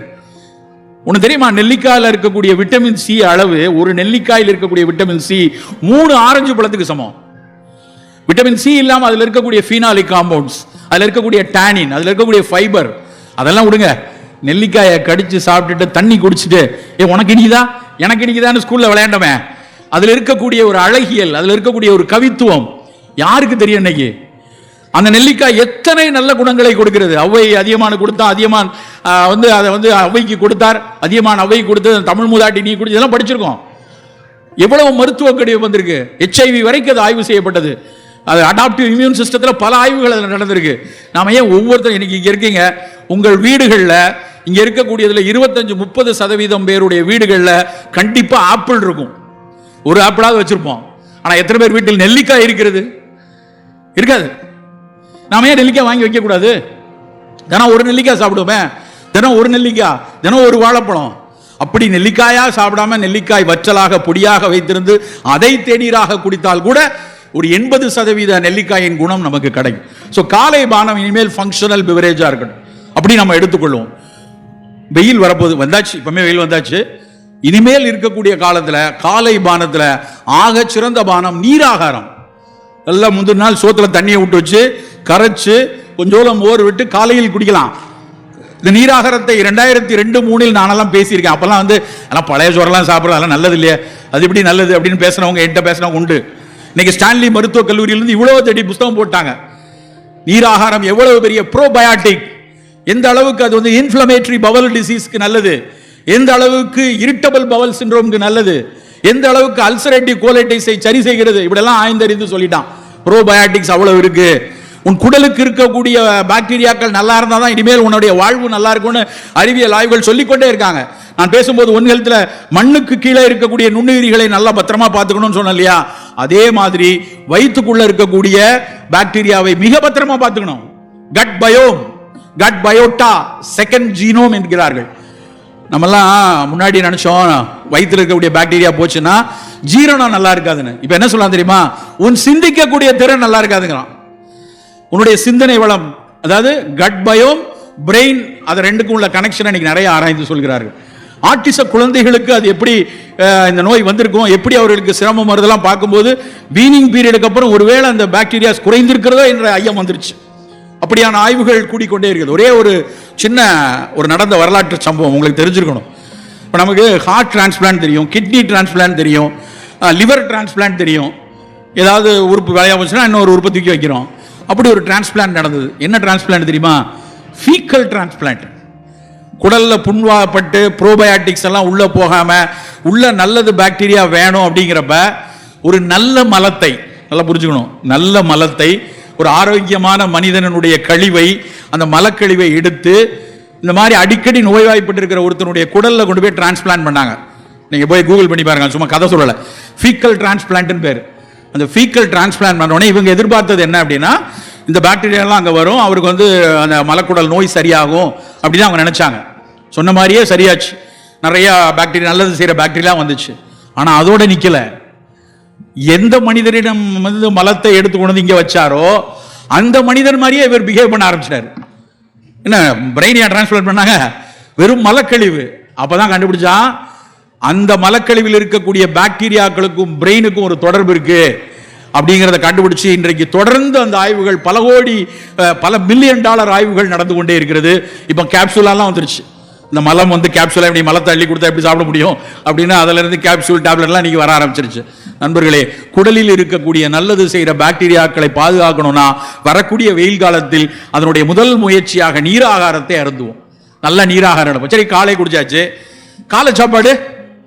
காலை சாப்பாடு அப்படின்னா நம்ம உடனே ஞாபகம் வர்றது இட்லி, தோசை, பொங்கல், வடை, பூரி, மசால் தோசை, இதுதான் எல்லார் மனசுலயும் வருது. அது வேற, இட்லியோட இந்த வடை ஏண்டா சேர்ந்தே வருது? ஏதோ விஜயும் திரிசாவும் மாதிரி எப்போ பார்த்தாலும் அது ஜோடியாவே வரணுமா? எங்க இருந்து ரெண்டும் ஒன்னாச்சு? நானும் பல தடவை யோசிச்சிருக்கேன். சங்க இலக்கியத்தில் வடை முதல்ல இருக்கு. உளுந்து தலை பெய்தின்னு பாடல் இருக்கு. இட்லி 13ஆம் நூற்றாண்டுல தான் வந்ததாக பல மச்சேந்திர புராணம் எல்லாத்தையும் படிச்சிருக்கோம். இட்லி லேட்டா வந்துச்சு. நம்ம பல்லவ மன்னன் ஒருத்தன் இந்தோனேஷியா பொண்ணை தூக்கிட்டு வந்துட்டான். அங்கே போய் பொண்ணு எடுத்து வந்தோடனே அவங்க அப்பா ஐயோப்பாவும் இப்போ இருக்க ஐயோப்பாவும் மாதிரியே அவர் கொஞ்சம் பல்லவ உணவு அறிஞர்கள் எல்லாம் கூட சேர்த்து அந்த பிள்ளையோட சேர்த்து அனுப்பிச்சு விட்டாரு. அவன் அங்கிருந்து வந்தவன், அவன் வெறும் அரிசியிலேயே அந்த டம்ப்ளிங் அப்படிலாம் செஞ்சு சாப்பிட்டுட்டு இருந்தவனுங்க. இவங்க உளுந்து நிறைய சேர்க்குறாங்களேன்னு அந்த பையங்க வந்து அரிசியை உளுந்தையும் சேர்த்தா இட்லி 13ஆம் நூற்றாண்டில் வந்துச்சு. தோசை கூட அதுக்கு அப்புறம் தான் வந்துச்சான். 14 15 தான் தோசை வந்திருக்கு. அதுக்கு முன்னாடியே வடை இருந்திருக்கு. அதனால நம்ம ஆளுங்க இட்லி இருந்தா கூட அந்த பழைய மரபை மறக்கக்கூடாது என்று வடையும் சேர்த்து இட்லி வடைன்னு சாப்பிட்டுட்டு இருக்காங்க. நண்பர்களே, கொஞ்ச நாளைக்கு அதை நிறுத்துவோம். இந்த சக்கரை ரத்த கொதிப்புலாம் வரக்கூடாது அப்படின்னு நினைச்சா நம் காலை சாப்பாடுங்கிறது நல்ல ஒரு கப்பு நிறைய சுண்டல், சிகப்பரிசி, சிகப்பு கொண்டக்கடலை, இல்லைன்னா கருப்பு கொண்டக்கடலை, வெள்ளை கொண்டக்கடலை, இல்லை சோயா, நிலக்கடலை, ஏதோ ஒரு சுண்டல், அப்புறம் நல்ல காய்கறி துண்டு, நல்ல காய்கறி சூப்பு, பழச்சாறு, நல்ல மாதுளம் பழச்சாறு இல்லை ஸ்மூதி மாதிரி எல்லாம் போட்டு அடிச்சு ஒரு ஜூஸ் அது மாதிரி எடுத்துக்கிட்டு, புரதம் கூடுதலாக வேணுங்க போ 2 முட்டையை கூட இன்னைக்கு ஒருத்தர் படிக்கும்போது சொன்னார், வேக வைத்து சாப்பிட விட ஆம்லெட்டாக வெங்காயம் மிளகெல்லாம் போட்டிங்கன்னா அது இன்னும் நல்லது அப்படின்னாங்க. அப்படி ஏதோ ஒரு வகையில் 2 முட்டை, இல்லை முட்டையெல்லாம் சாப்பிட மாட்டேன்னா சரி, முட்டை சாப்பிட மாட்டேங்கன்னா வேற புரதங்கள், ஒரு நிலக்கடலையோ இல்லை பாதாம் பருப்போ அப்படியான சாப்பாடு தான் சாப்பிடணும். நான் ஒரு கூட்டத்தில் இப்படி பேசுகிறோடனே, சார் முதல்ல நல்ல சுண்டல், அப்புறம் கொஞ்சம் சூப்பு, கொஞ்சம் மாதுளம்பழச்சாறு, 2 முட்டை அப்படின்னு சொன்னேன். சார் இதெல்லாம் பிஃபோர் ஃபுட்டா ஆஃப்டர் ஃபுட்டாங்கிறான். ஏன்னா அவங்களுக்குலாம் இதுக்கு நடுவில் 2 இட்லி இல்லையே, இதுக்கு நடுவில் ஒரு ரவா ஆனியன் தோசை இல்லையேன்னு ஒரு வருத்தம் இருக்குது. அதுக்கு பேர் சாப்பாடு இல்லை, இதுதான் ஏன் ஃபுட்டு, பிஃபோரும் கிடையாது ஆஃப்டரும் கிடையாது அப்படின்னு சொன்னோம். இனிமேல் நம்முடைய காலை சாப்பாடு அப்படி தான் இருக்கணும். வாரத்துக்கு ஒரு நாள் நமக்கு விருப்பம் மாதிரி ஒரு சாம்பார் இட்லியோ தோசையோ சாப்பிட்டோம். சின்ன பிள்ளைங்க இருக்காங்களா, அவர்களுக்கு நல்லா இட்லி கொடுங்க. அது நல்லா சிகப்பரிசி இட்லி, கருப்பு இட்லி. நம்ம இட்லிலாம் வெள்ளையா இருக்கணும்னு ஒரு வியாதியை வச்சிருக்கோம். தயவு செய்து அந்த வியாதியிலேருந்து வெளியே வரணும். நான் அன்னைக்கு இன்னொரு நண்பர் வீட்டுக்கு போயிருக்கேன். அப்போ ஒரு அம்மாவும் ஒரு பையனும் வந்தாங்க. அந்த அம்மா வந்து என்னை பார்த்தோடனே, இவர் நிறைய யூடியூப்ல நிறைய பேர் நீ யூடியூபர்னு நினைக்கிறாங்க. நான் மருத்துவம்பா, நான் பேசுறதை இங்கே பல பேர் வீடியோ எடுத்துட்டு இருப்பாங்க. வீட்டுக்கு போன உடனே டகான்னு யூடியூப்ல ஏற்றிடுவாங்க. எனக்கு கேட்டு யூடியூப் சேனலும் கிடையாது, ஒன்றும் கிடையாது. ஆனால் பல பேர் நம்மளை அப்படி நினைக்கிறாங்களா. என்னை பார்த்த உடனே, ஒரு யூடியூப்ல எல்லாம் வருவார்லன்னு என்கிட்ட வந்து, சார் நீங்க தானே சிவராமன் அப்படி இப்படின்னு பேசுறாங்க. அவங்களுக்கு ஒரு சந்தோஷம். அப்போ அவன் கூட ஒரு பையன் இருந்தான். அவனுக்கு என்னை யாருன்னே தெரியாது, அவன் உலகத்தில் நான் கிடையாது. அவன் அப்படி பார்த்துட்டு அப்படி திரும்பிட்டான். அவங்க அம்மா அவனை கூப்பிட்டு, டே இவர் யார் தெரியுமா, இவர் யார் தெரியுமா அப்படின்னு காமிச்சு அவன் எப்படி பார்த்தான். நம்ம வீட்டில் நம்ம அந்த கம்பு, கேழ்வரகு, வரகு தோசை எல்லாம் சுடுவேன்லன்னு சொன்ன உடனே அவன் அப்படி திரும்பி பார்த்தான். அந்த பார்வையிலே ஒரு சம்பவம் நடக்க போகுதுன்னு எனக்கு தெரிஞ்சிருச்சு. நான் கொஞ்சம் தயாராயிட்டேன். அவன் கேட்டான் பாருங்க ஒரு கேள்வி, இந்த அழுக்கு இட்லி, அழுக்கு தோசை எல்லாம் உங்களால தான் அங்கிள் வந்துருச்சு எங்க வீட்டில். ஒழுங்கா எங்க அம்மா வெள்ளை கலர்ல எல்லாத்தையும் பண்ணிட்டு இருந்தா. உண்மையிலே வேதனையாக இருந்துச்சு. என்ன வேதனை தெரியுமா? கருப்பை அழுக்கு என்று ஒரு சமூகம் நமக்கு கற்றுக் கொடுத்து விட்டு போயிருக்கிறது. கருப்பு தான் நண்பரே நம்ம சிறப்பு. எந்த பொருள் கருப்பாக இருக்கிறதோ, எந்த பொருள் அது எவ்வளவு சமூக சிக்கல்களை உருவாக்குறது. கருமை நாம் கொண்டாடப்பட வேண்டிய நிறம். அந்த கருப்புல எவ்வளவு குணங்கள் இருக்கு, எவ்வளவு கருநீலம் எடுத்து அதுல இருக்கக்கூடிய ஆந்தோசைனின், கருநீலம் எடுத்து அதுல இருக்கக்கூடிய ஆன்டி ஆக்சிடென்ட், எவ்வளவு விஷயம் இருக்கு. அப்படியே வீட்டில் எங்கள் அம்மாலாம் தோசைக்கு ஆட்டும் போது நாங்கள் பக்கத்தில் உட்காந்துருப்போம். எங்கள் அம்மா நிறைய கதை சொல்லும். இப்பெல்லாம் கதை சொல்கிறதே யாரும் கிடையாது. ஆனால் எங்கள் அம்மா கதை சொல்லிட்டு இருக்கும்போதே நாங்கள் வந்து அந்த உளுந்தை வந்து அந்த உளுந்து தொலியில் அப்படியே அந்த கருப்பு தொலியை எடுக்கிறது ஒரு ஆர்ட். அப்படி கையை வச்சு பிரித்து எடுத்து காட்டுவாங்க. அப்படி தான் ஆட்டூரில் அரைச்சிட்டு இருந்தோம். இன்னைக்கு நமக்கு அந்த அவனையே எடுத்து உருட்டு பருப்புன்னு ஒரு பெரிய உருட்டை கொண்டு வந்து தள்ளிட்டாங்க நம்மகிட்ட. அந்த கருப்பு தொலியிலிருந்து அவன் ஃபீனாலி காம்பவுண்ட் எல்லாம் தனியாக பிரித்து எடுத்துட்டு இருக்கான் இண்டஸ்ட்ரி. ஆனால் நண்பர்களே, கருப்பு கலரில் நம்ம வீட்டில் இட்லி இனிமேல் கருப்பாக இருக்கட்டும், சிகப்பாக இருக்கட்டும். நல்லா மாப்பிள்ளை சம்பால் அரைச்சி எடுத்தீங்கன்னா சிகப்பரிசி இட்லி அவ்வளோ நல்லா இருக்கும். அது உடலுக்கு நல்லது. சின்ன பிள்ளைகளுக்கு அப்படி கொடுத்துக்கொள்வோம். நல்லா சிறுதானியங்களில் பொங்கல் கொடுப்போம், வரகரிசியில் பொங்கல் கொடுப்போம், திரையரிசியில் பொங்கல் கொடுப்போம். 40 தாண்டியாச்சா அதெல்லாம் ரொம்ப குறைவாக எடுத்துப்போம். அதெல்லாம் என்னைக்கோ ஒரு விருந்து உணவாக எடுத்துக்கொள்வோம். இப்படித்தான் நம்முடைய காலை உணவு இருக்கணும். மதிய உணவு நான் முதல்ல சொன்ன மாதிரி 6 சுவையிலும் இருக்கட்டும். சோறு குறைவாகவும் ரெயின்போ ஃபுட்னு சொல்லுவோம், மருத்துவர்களுக்கு தெரியும். பல வண்ணங்கள்ல இருக்கணும். சிகப்பு நிறத்தில் நல்ல மாதுளம்பழம், இல்லை சிகப்பு நிறத்தில் ஏதாவது கரு நீளத்தில் இப்போ சக்கரவள்ளி கிழங்கு வருது, பர்பிள் கலர் ஸ்வீட் பொட்டேட்டோ. போய் படிச்சு பாருங்க, கூகுள் பண்ணி பாருங்க. இருக்கிறதே மிகச்சிறந்ததாக எழுதுறாங்க. அது பேர் என்ன தெரியுமா? ஒக்கினாவா பொட்டேட்டோன்னு பேர், ஸ்வீட் பொட்டேட்டோ. ஒக்கினாவாங்கிறது ஜப்பான்ல இருக்கக்கூடிய ஒரு தீவு. அந்த தீவுக்கு என்ன சிறப்பு தெரியுமா? அங்க சராசரி ஆயுட்காலம் 103 வயசு. நமக்கு சராசரி ஆயுட்காலம் தமிழ்நாட்டில் 72, அவங்களுக்கு சராசரியே 103. அந்த ஒக்கினாவா பத்தி நான் வந்து நெட்ஃபிளிக்ஸ்ல ஒரு படம் பார்த்தேன், secrets of deep blue zone அப்படின்னு, டேவிட் ஃபிஷர் அப்படின்னு ஒருத்தர் போட்ட டாக்குமெண்ட்ரி. அது பார்த்தா அவ்வளோ சார். இந்த தடவை ஜப்பான் போய் எப்படியா ஒக்கினாவா போகணுன்னு. சார் ஒக்கினாவா போகிறதுக்கு நீங்கள் பாதி இந்தியா போகணும் சார், 6 மணி நேரம் பறக்கணும் சார்ட்டானுங்க. சரி வேணான்னு சொல்லிட்டு அடுத்த தடவை பார்த்துக்கலான்னு வந்துட்டோம். ஆனால் அந்த ஒக்கினாவாவுடைய அந்த ஸ்வீட் பொட்டேட்டோ, அந்த பர்பிள் கலர் ஸ்வீட் பொட்டேட்டோ, அது மாதிரி பர்பிள் கலரு, பிளாக் கலரில் கருப்பு கவுனி அரிசி, அப்புறம் நல்ல நீல நிறத்தில், வெள்ளை நிறத்தில் நல்ல மோர் எடுத்துக்கொள்வோம். இப்படி 7 ரெயின்போ ஃபுட்டாக இருக்கணும். சோறு குறைவாக இருக்கணும். அதில் பல பேர் என்னன்னா, நம்மளில் சில பேர் சார் நான்லாம் வெஜிடேரியன் அப்படிமா. ஆனால் அவன் உண்மையிலே வெஜிடேரியன் கிடையாது. அவன் பேர் சோற்றேரியன்னு பேர். சோறை இவ்வளோ ஆனம் குமிச்சிட்டு ஸ்பூனில் காய் போட்டால் அதுக்கு பேர் வெஜிடேரியனா? வெஜிடேரியனா நல்ல காய்கறியில் நடுவில் கொஞ்சோல சோறு வைக்கணும். இல்லைன்னா புலால் சாப்பிட்றவங்க நல்லா புலால் சாப்பிட்டு கொஞ்சோல சோறு வைத்துக் கொள்ளணும். புலால் என்றால் முதல் தேர்வு மீன்களாக இருக்கட்டும், 2வது கோழி இருக்கட்டும். நம்ம ஆடு மாடுங்கிற விஷயத்தை கொஞ்சம் குறைத்து கொள்ளி சாப்பிடுவோம். ஏன்னா அதெல்லாம் வந்து ஒரு ரெட் மீட்டுங்கிற விஷயம் வந்து ஒரு 50 வயதுக்கு மேலே ஒருவேளை உங்களுக்கு கொழுப்பு விஷயங்கள் உடலில் பாதிக்கக்கூடிய தன்மை இருந்தால் அந்த ஆட்டுக்கறியை குறைவாக எடுத்துக்கொள்ளணும். ஆனால் மீன்களோ கோழியோ அந்த பிரச்சனை கிடையாது. சோறு தான் நிறைய. நீங்கள் வெள்ளைச்சோரை பெருசு அப்படி இந்த ராஜ்கிரண் படத்தில் அப்படி மேலே குவிச்சு வச்சு கவளமாக உருட்டி, தயவுசெய்து இனிமேல் அப்படி சாப்பிடாதீங்க. சில வீட்டிலலாம் சாப்பாடு போடும்போது ஒரு நாள்லாம் எனக்கு சோறு போட்டாங்கன்னா அதை உடனடியாக வந்து ரெவன்யூ டிபார்ட்மெண்ட் மாதிரி பிரிச்சுருவேன். பாகம்லாம் பிரித்து 5-6 பிரித்து முதல்ல ஒரு உருண்டை, 2வது ஒரு உருண்டை, இதுக்கு குழம்பு, இதுக்கு காயின் வச்சுருவோம். நம்ம அதுலேயே பட்டணம் பக்கத்தில் வந்து பரிமாற வருவாங்க, சார் எந்திக்காதீங்க மறுசோறு போடணும், மறுசோறு சாப்பிடாம எந்திக்கிறீங்களான்னு பதறிட்டு வருவாங்க. தயவுசெய்து உங்கள் வீட்டுக்காரங்க எல்லாரும் நல்லா இருக்கணும்னா மறுசோறே போடாதீங்க. ஒரு சோறு போதும், ஒரே ஒரு கரண்டி போட்டால் போதும். அந்த ஒரு கரண்டியும் இனிமேல் தயவு செய்து சோறு பரிமாறுவதற்கு இந்த அன்னக்கரண்டியை பயன்படுத்தாதீங்க.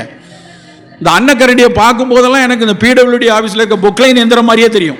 அப்படியே பாளமாக சோறு எடுத்து நம்ம ஒருத்தங்க நான் உலகம் முழுக்க பயணித்திருக்கிறேன், எங்கேயுமே அந்த கரண்டி கிடையாது. எங்கேயாவது அப்படியான கரண்டியில் யாராவது எடுத்துக்கிறத பார்க்க, நம்மால் மட்டும் இப்படி சொலவு மாதிரி ஒரு கரண்டியை கண்டுபிடிச்சு வச்சிருக்கான். சோறு தயவு செய்து இனிமேல் ஸ்பூனில் எடுங்க. ஸ்பூனில் எடுத்து அட்லீஸ்ட் கை வலிச்சாது 4 ஸ்பூனோட நிறுத்திடுவாங்க. பாளமாக சோறு போடுறது, மறுசோறு போடுறது தான் நீங்கள் வியாதியில் பல வியாதிக்கு காரணம். அது மாதிரி வேண்டாம். காய்கறிகள் எடுத்துக்கொள்ளுங்க. அந்த சோறும் நல்ல தூய மல்லிச்சம்பா, கருப்பு கவுனி அரிசி, இப்படி நிறம் உள்ள, பழுப்பு நிறம் உள்ள, நார்ச்சத்து உள்ள, அதில் நிறைய விட்டமின் இருக்கு, நிறைய தயமின் இருக்கு. அப்படியான உணவுகளை நம்ம எடுத்துக்கொள்வோம். இரவு உணவு ரொம்ப முக்கியமானது. இரவு உணவு இனிமேல் போய் சாப்பிடக்கூடாது. நீ போய் எல்லாரும் போய் படுத்து தூங்கிருங்க.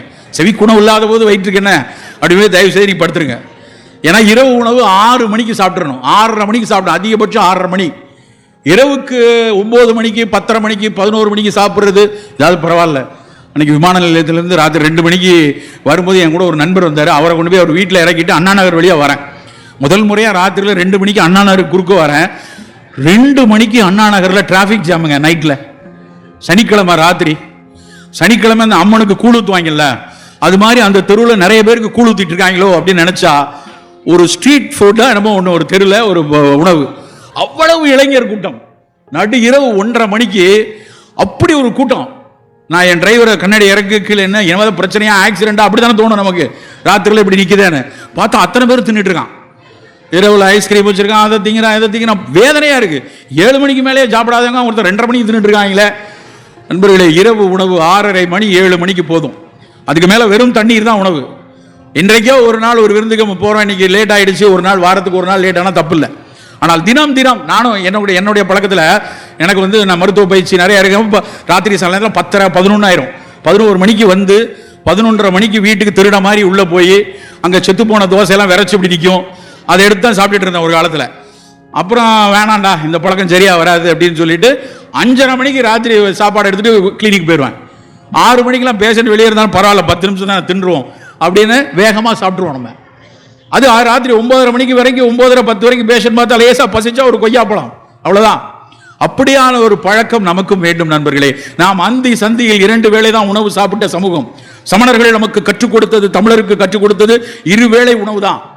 இப்போ இன்டர்மீடியன்ட் ஃபாஸ்டிங் அப்படின்னு சொல்றாங்களே உலகம் எல்லாம், அந்த 2 வேளை உணவெடுக்கிற பழக்கத்தை நாம் மீண்டும் மீட்டுருவாக்கம் செய்யணும். இந்த 3 வேளை சாப்பிடணும், அப்புறம் இந்த அடுக்கடுக்கா சாம்பார், ரசம், வடை, பாயாசம், பொங்கல், மோர் இதெல்லாம் வேணாம். நம்ம வந்து மிக குறைவாக உணவு எடுத்துக்கொள்ளக்கூடிய பழக்கம் வேணும். சார், நீங்கள் தமிழ் சமூகத்தில் தமிழை பாராட்டி பேசுகிறவங்க, தமிழினுடைய மரபில் இப்படிலாம் இருந்து நல்லா புரிந்து கொள்ளணும். பெருமை வேறு, மரபு வேறு.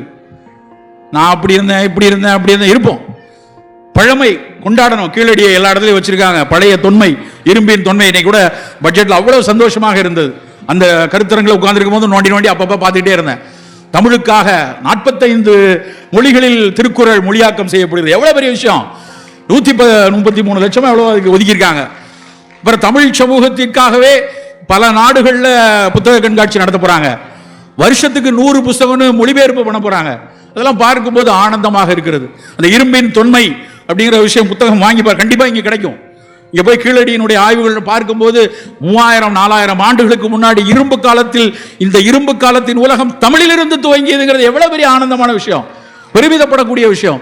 அதை அறிவியல் பூர்வமாக ஆய்வு பூர்வமாக செய்து இங்கோடு நிற்கவில்லை, கொடுமணலில் தோண்ட போகிறோம், அத்தனை அறிவியல் கள ஆய்வுகளும் செய்ய போகிறோம் நீங்க சொல்லியிருக்காங்க.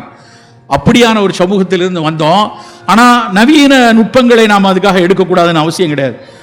எவ்வளவுக்கு எவ்வளவு மரபு என்றாலே தன்னைத்தானே புதுப்பித்துக் கொண்டே இன்றைய உலகத்துக்கு ஏற்று வர்றதா மரபு. பழமை பாதுகாக்கப்பட வேண்டியது. அழகா ஒரு கோயில் இருக்கு, அழகா ஒரு சிற்பங்கள் இருக்கு, அதை பத்திரமா பாதுகாப்பா வச்சுப்போம். ஆனா நம்முடைய வழக்கங்களை, பழக்க வழக்கங்களை நவீன அறிவியலின் துணை கொண்டு அவர்கள் சொல்ல கூறுகளையும் வைத்து செம்மைப்படுத்தி கொண்டு வர வேண்டும். நண்பர்களே, நம் உணவின் மீதான அக்கறைகள் மிக மிக அவசியமான காலத்தில் இருக்கிறோம். கடைசியாக ஒரு விஷயத்தை மட்டும் சொல்லி முடிக்கிறேன். நாம் அடுப்பங்கரையில் கூடுதலாக செலவழிக்கக்கூடிய 20 நிமிடங்கள், நம் அடுப்பங்கரையில் கூடுதலாக செலவழிக்கக்கூடிய 20 நிமிடங்கள் நம் ஆயுட்காலத்தில் கூடுதலாக 20 வருடங்களை தரும். நண்பர்களே, ஒரு சின்ன மெனக்கெடல், ஒரு குட்டி கரிசனம் மட்டும்தான் வேணும். இது ரொம்ப ரொம்ப முக்கியமான விஷயம். இறுதியாக இன்றைக்கு பெரிய அளவில் பெருகி வரக்கூடிய இன்னொரு சிக்கல், சர்க்கரை பத்தி பேசுறோம், ரத்த கொதிப்பை பேசுறோம், மாரடைப்பை பேசுறோம், புற்றுநோய் பெருகி வருது. சத்தமில்லாமல் பெருகி வரக்கூடிய ஒரு நோய் மது வெறி நோய். ஒட்டுமொத்த கூட்டமும் மதுவை ஏற்றுக்கொள்ளக்கூடிய கூட்டமாக மாறிக்கொண்டே வருகிறது. ரொம்ப வேதனையாக இருக்கிறது. நான்லாம் பிராக்டிஸ் பண்ற காலத்தில் ஹஸ்பண்ட் ஒய்ஃபும் வருவாங்க, எல்லாம் வந்து கரப்பான் இருக்கு சார், கை வலிக்கு சார், கால் வலிக்கு சார், மருந்து வாங்கிட்டு வெளியே போயிடுவாங்க. போனதுக்கப்புறம் ஒய்ஃபை விட்டுட்டு ஹஸ்பண்ட் மட்டும் வருவார். சார் அவள் இருக்கான்னு நான் சொல்லலை சார், நான் நைட்டில் லைட்டாக எப்போவாச்சு சாப்பிட்ற பழக்கம் உண்டு, நீங்கள் வாட்டுக்கு எதெல்லாமோ கொடுத்துருக்கீங்க, வேலை செய்கிறதும் செய்யாமல் போயிருச்சுன்னா அப்படின்னு சொல்லி கேட்பார். சாப்பிடலாமான்னு கேட்டு வருவார். ஆனால் இன்னைக்கு நிலைமை எப்படி தெரியுமா? ஒய்ஃப் சொல்கிறாங்க, சார் சோஷியல் ட்ரிங்கர் சார், லைட்டாக எப்போ ஃபாரின் சரக்கு தான் சார் அடிப்பார், பிஸ்னஸ் மீட்டிங் வேறு என்ன செய்கிறது? நண்பர்களே, நமக்கு வேணாம். 2000 வருஷத்துக்கு முன்னாடியே சொல்லியாச்சு, கல்லுண்ணாமை வேண்டான்னு எங்கள் ஆசான் சொல்லிட்டார். வேண்டாம் எங்களுக்கு. அது நல்லதா கெட்டதா பாதுகாப்பானதெல்லாம் ரெண்டாவது, வேண்டாம், அவசியம் இல்லை. இன்றைக்கு பெண்களுக்கு மீதான நடக்கக்கூடிய, இந்தியா முழுக்க உலகம் முழுக்க நடக்கக்கூடிய வன்முறையின் முதல் காரணம் மது போதை தான். எதுக்கு அது? அது எப்படியானதாகவும் இருந்துட்டு போட்டோம், நமக்கு அவசியம் இல்லை. சார் டாக்டரே சொல்றாங்க, சில பேர் கொஞ்சமா சாப்பிட்டா ஹார்ட்டுக்கு நல்லதாமே. அந்த டாக்டருக்கு எவனாவது ஊத்தி கொடுத்துருப்பான், ஏதாவது கம்பெனி மீட்டிங்ல குடிச்சிருப்பாரு. நல்லா புரிந்து கொள்ளுங்க, எந்த அறிவியல் ஆய்வுகளும் மது பாதுகாப்பானது என்று சொன்னதே கிடையாது. 13 வருஷம் கோஹார்ட் ஸ்டடி பண்ணி வந்திருக்கு, BMJங்கிற ஒரு ஜேர்னல், பிரிட்டிஷ் மெடிக்கல் ஜேர்னல். 13 வருஷம் இவன் வந்து எவ்வளவு ஆல்கஹால் எடுக்கிறான், ஆல்கஹாலுக்கு அப்புறம் என்ன சாப்பிட்றான், அவன் வந்து 6% ஆல்கஹாலா 40% ஆல்கஹாலா எல்லாம் பார்த்துட்டு என்ன சொல்லிக்கான் தெரியுமா? அந்த ஆர்டிகளுடைய தலைப்பு எனக்கு ரொம்ப பிடிச்சது. அந்த ஆர்டிகளுடைய தலைப்பு என்ன தெரியுமா? Your problem starts from the first drop of alcohol if you are susceptible. அதான் பாயிண்ட். நான் சசப்டபிளா இல்லையான்னு யாருக்கும் கண்டுபிடிக்க முடியாது. உன்னுடைய சில பேர் சொல்லுவாங்க, சார் மொட்டா குடியான் சார், 30 வருஷமா குடிச்சிட்டு இருக்கான், கம்பா அலைறான் சார், இருக்கலாம். ஆனா அதே உடல்வாகு, அதே செல் தன்மை, அதே மரபணு உனக்கு இருக்கிறதா என்று தெரியாது. ஆனால் அவனுடைய அடுத்த தலைமுறையில் எபிஜெனெட்டிக்கல் டேமேஜை உருவாக்கிறோம், அது உறுதி. இவன் இந்த தலைமுறையில் நல்லா இருப்பான், ஆனா அவனுடைய குழந்தைக்கு ஒரு காய்ச்சலுக்கு சாப்பிட்ட மாத்திரையில் ஈரல் சிரோசிஸ் வந்தாலும் வந்து நிற்கும், தெரியாது. நண்பர்களே, நாம் எத்தனையோ விஷயங்களை பேசுறோம், உணவுல அது இருக்கணும், இது இருக்கணும், எது இருக்கணும்ட்டு. இன்றைக்கு சமூகத்தின் சீரழிவிற்கு முதல் காரணமாக இருக்கக்கூடிய மதுவை முழுமையாக புறக்கணிப்போம். மதுவை ஒருபோதும் ஏற்றுக்கொள்ளாதீர்கள். பெண்களே, உங்களை எல்லாம் வேண்டிக் கொள்கிறேன், மது அருந்துபவர்களை ஒருபோதும் ஏற்றுக்கொள்ளாதீர்கள். நன்றி, வணக்கம். இது உங்கள் நலம் கருதி